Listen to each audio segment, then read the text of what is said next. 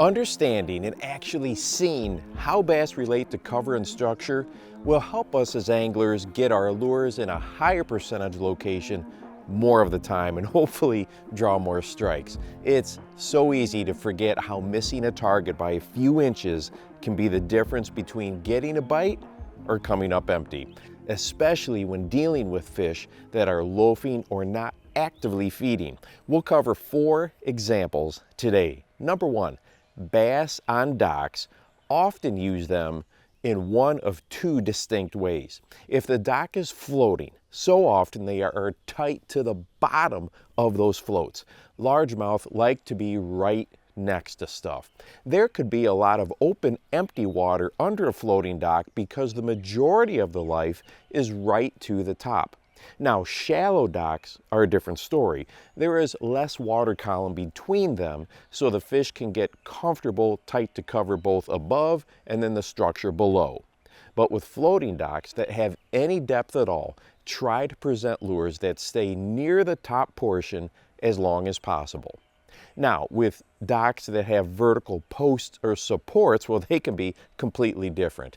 And that leads me right into number 2.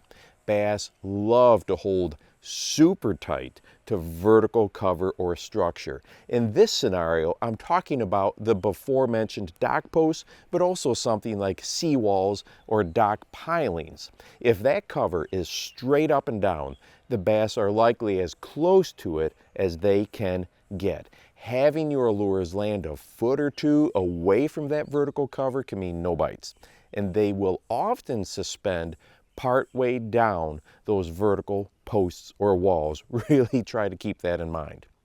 Number 3, when bass relate to wood, look for the most defined edge. Now, if this is brush, often that most defined edge is the wall of branches created on the outside edge.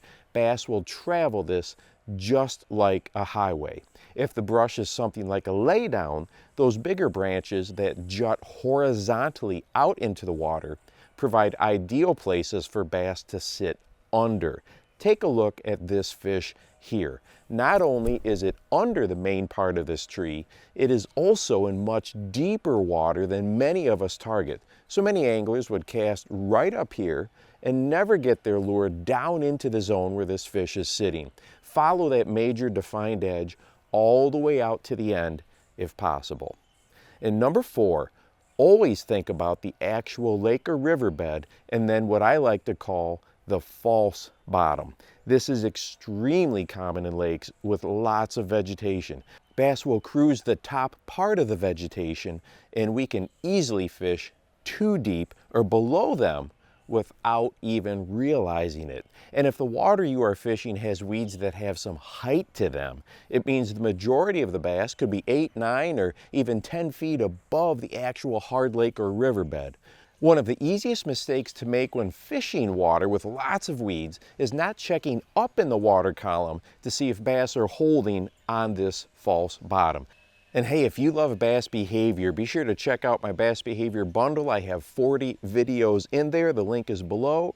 And if you'd like to watch a video that talks about how just 5 feet of difference can make vertically when bass fishing, go ahead and check this one out right here. And make sure that you go out and encourage someone today. You never know how you might just change their life. For the Bass Fishing Life, I'm your host, Steve Rogers.